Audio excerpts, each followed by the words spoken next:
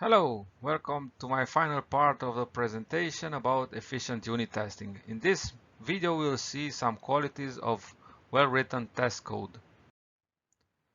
I will start with a quote from Martin Fowler. Any fool can write code that a computer can understand. Good programmers write code that humans can understand. So applied to unit testing, any fool can write a test that helps them today. Good programmers write tests that help the entire team in the future. So what I understand from this is that the tests we write today should help the entire team in the future. So they should bring us a good return of investment, if I can say like this. It should not help us just to ship the code today, but the code should be tested all the time, and anytime someone makes a change to our code, our test can find a lot of problems early and faster than the QA department. So, clean test code. So unit tests are as important as production source code. We should follow the same clean coding design principles. What makes a test readable? So the same thing that makes all code readable: clarity, simplicity, and density of expression. In a test, you want to say a lot with a few expressions as possible. We should follow here also the solid principles. So single responsibility, open for extension, closed for modification, list of substitution principle, dependency inversion, and interface segregation. In case of unit testing, the most important are the single responsibility and the open for extension, closed for modification principle. A class for the single responsibility: a class should have one and only one reason to change. A class should do only one thing, so the test should test only one thing. You should keep things clean and organized, and the dependency inversion principle: dependency between chunks of code should always be modeled as abstraction. We have seen that in the previous video about the logger.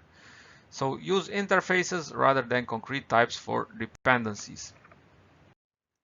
The three pillars of good unit tests. So first, write trustworthy tests, write maintainable tests, and write readable tests so that they can help the whole team, and the whole team should understand such tests.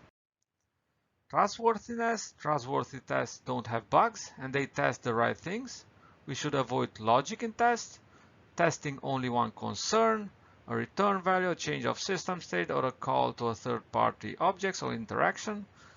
And we should separate unit tests from integration tests. Also, through code review, we can have better unit tests as we do for the normal code.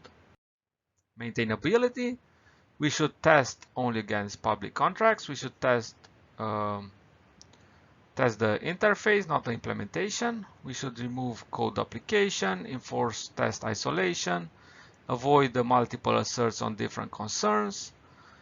And developers which find brittle tests and code unit tests which are not written in a well-defined way, they stop maintaining that code, and that's a shame. That's not good. Readability, this means not just being able to read tests, but also figuring out if a problem appears in such a test to be easy to modify it.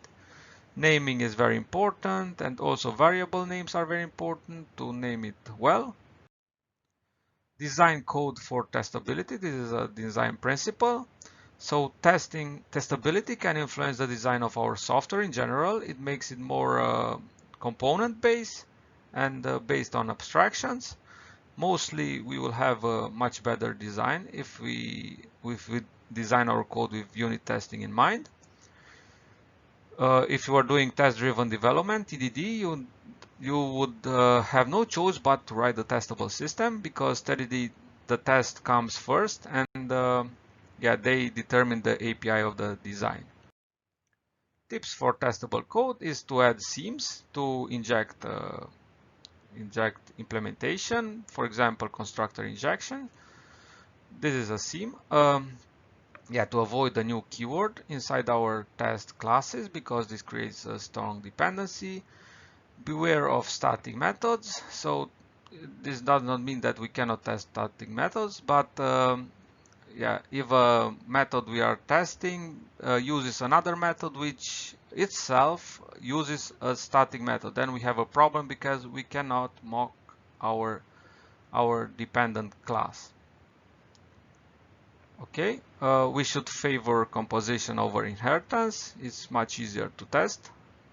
Again, because if we inherit from a base class, we don't have control on that base class, so it's better to have composition, because through composition we can inject different methods.